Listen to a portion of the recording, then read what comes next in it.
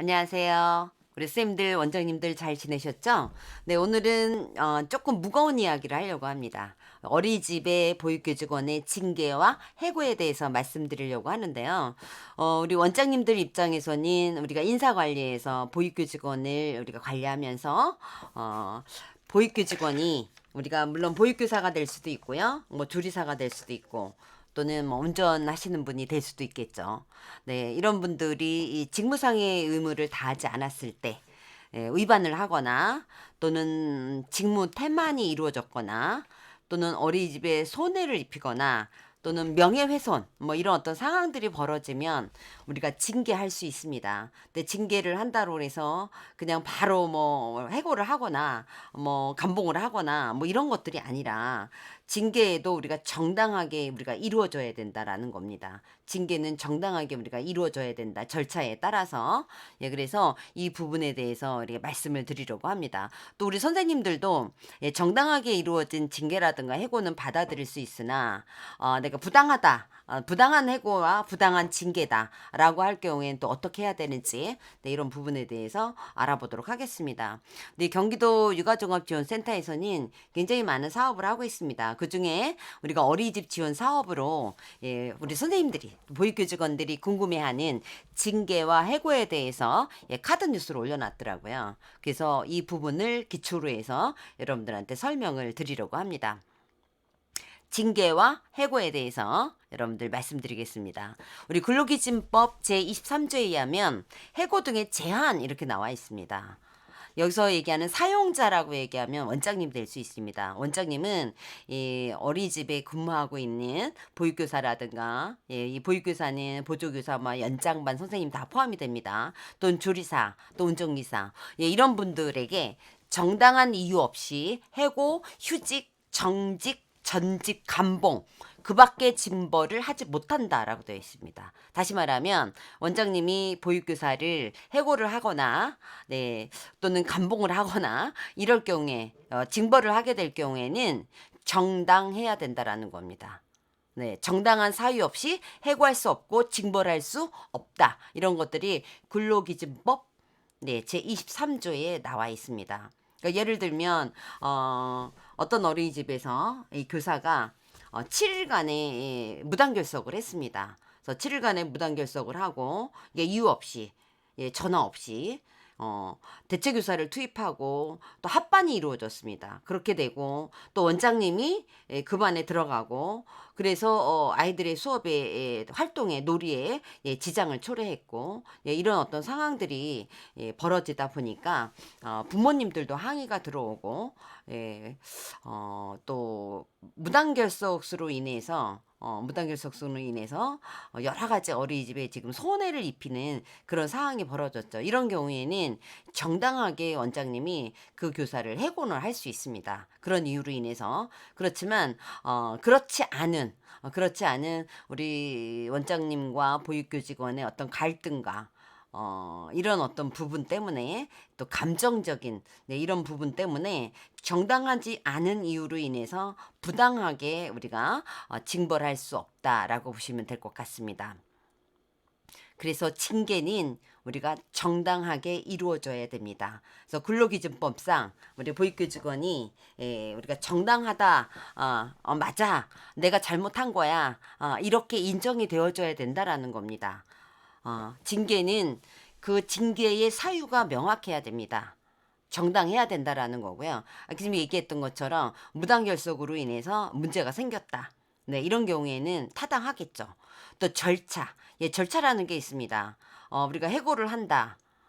이렇게 하더라도 바로 절차라는 것이 있습니다. 이 절차를 따라야 되고요. 그 다음에 양정이 정당해야 된다라는 겁니다. 징계를 할 때는 사유와 절차와 양정이 정당해야 된다라는 겁니다. 만약에 이 세 가지가 정당하지 않다라면 하나라도 이 세 개가 정당하지 않다라면 이거는 부당하다라고 우리가 보면 됩니다. 그래서 징계 사유 입증은 우리 원장님이 하셔야 되겠죠. 그래서 우리 어린이집에서 징계라고 하면 근로계약상의 어떤 의무라든가 원내 질서를 위반한다거나 또는 근로자에게 책임이 있는 그런 사유로 인해서 원장님이 우리 보육교직원에게 불이익한 처분을 하는 겁니다. 그런데 이 징계가 정당하지 않게 이루어질 때는 우리가 부당하다라고 보시면 됩니다. 대부분이 우리가 어린이집에 근무를 하게 되면서 근로계약서를 쓰게 되죠. 근로계획서를 쓰게 되고 또는 취업규칙 또는 복무규정이라고 해서 우리가 작성을 하고 교사도 사인을 하고 원장님도 사인을 하게 됩니다. 그러면서 인사명령은 우리가 합리적으로 이루어져야 되거든요. 업무성의 어떤 필요성이라든가 합리성이 있어야 된다라는 겁니다. 그래서 업무상의 어떤 필요성이라든가 근로자가 받는 불이익을 비교해서 우리가 판단해야 된다라는 거예요. 객관적인 기준에 의해서 판단해야 된다라는 거죠. 정당해야 된다라는 거죠. 직무상의 의무를 위반하지 않았다. 방금처럼 교사가 담임으로서 그 의무를 다하지 않았다거나 또는 직무 태만히 해야 할 일을 하지 않는다거나 또 어린이집에 손해를 입히거나 또는 아이들에게 우리가 얘기하는 신체상의 이런 어떤 문제를 야기하거나 이렇게 될 경우에는 정당하다라고 볼 수 있습니다. 그런데 그렇지 않은 경우에는 문제가 되겠죠. 단체 협약이라든가 취업 규칙에 절차를 두고 있는 경우 취업 규칙이 있습니다. 복무 규정이 있습니다. 그런 규칙을 따라줘야 된다라고 보시면 돼요. 그래서 우리 보육교직원과 사전 협의의 절차가 있어야 된다라고 우리가 보시면 될 것 같습니다. 우리가 취업 규칙에 위반되는 그런 행동들이 있습니다.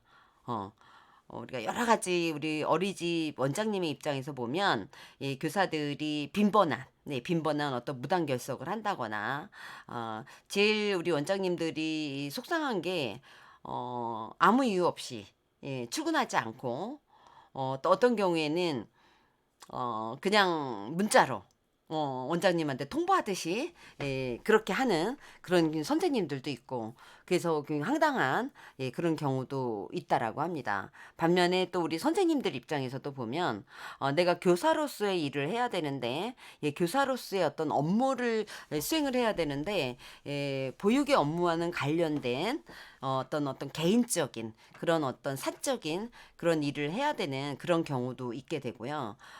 또 크게 내가 잘못하지 않았는데 나를 해고를 하는 그런 경우도 있을 수가 있겠죠.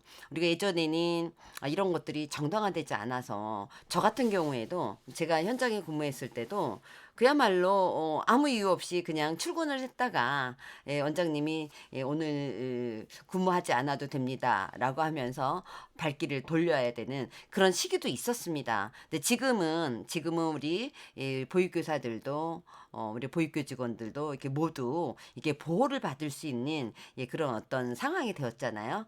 물론 아직도 부족한 점이 있기는 하지만 어쨌든 우리가 업무상의 필요성, 합리성 이런 것들에 있어서 우리가 이루어져야 된다. 적합한 절차에 의해서 이루어져야 된다. 라고 보시면 될 것 같습니다. 만약에 교사가 또는 조리사가 직무상의 의무를 다하지 않았다거나 또는 직무 태반을 했다거나 어린이집에 손해를 입히거나 우리가 취업 규칙에 있는 그런 어떤 위반한 행동을 하거나 우리가 금고 이상의 어떤 형을 받았거나 이런 경우에는 우리가 해고할 수 있습니다. 특히 우리 아동 학대와 관련된 거는 바로 우리가 법적 조치를 취해야 되겠죠. 최근에 우리가 화성시에서 9개월 된 아이가 9개월 된 아이가 사망한 그런 경우가 있었습니다. 이런 경우에 지금 그 어린이집은 다니고 있던 아이들은 다른 어린이집으로 다 보냈고요. 원장님은 지금 처벌을 지금 받게 되겠죠. 이런 어떤 상황이 있습니다. 그래서 이런 어떤 상황들이 벌어지면 그 시의는 특별 긴급 점검이라는 걸 하게 됩니다. 그래서 어쨌든 이런 일은 없어야 되겠지만 이런 일들이 우리가 발생했을 경우에는 해고를 할 수 있다라는 겁니다. 그런데 이 원장님은 해고를 하려면 적어도 30일 전에 한 달이겠죠. 예고를 해 줘야 된다라는 겁니다. 30일 전에 통보를 해 줘야 된다라는 겁니다. 만약에 상시 근로자가 5명 이상인 경우에는 해고 사유가 무엇인지 그리고 언제부터 해고를 할 것인지를 서면으로 통지해야 됩니다. 그래서 그 통지를 근로자가 받아서 확인이 되어야 효력이 발생한다라고 보시면 됩니다. 그런데 상시 근로자가 5인 미만인 경우에는 지켜지지 않는 경우가 많이 있습니다. 해당 사항이 없습니다. 어쨌든 우리가 해고를 하게 되면 해임을 하게 되면 우리가 이렇게 30일 전에 통보가 이루어져야 된다라고 우리가 보시면 될 것 같습니다. 그러나 보육교사 입장에서 보면 나는 부당 해고를 당했다. 나는 크게 잘못도 없고, 문제를 일으키지도 않았고, 내가 할 일을 다 했는데도 불구하고 내가 부당 해고를 당했다. 우리 굉장히 속상하죠. 네, 이런 경우에는 우리가 노동위원회에 구제를 신청할 수 있습니다. 구제 신청은 부당 해고가 일어나 있었던 날부터 3개월 이내에 하여야 됩니다. 만약에 3개월이 지나면 효력이 없습니다. 그래서 우리 스님들이 볼 때 나는 부당 해고를 당한 것 같다라고 했을 때는 이런 방법이 있다라는 거죠. 그래서 우리 경기도 육아종합지원센터에는 우리가 노무사 상담이 이루어집니다.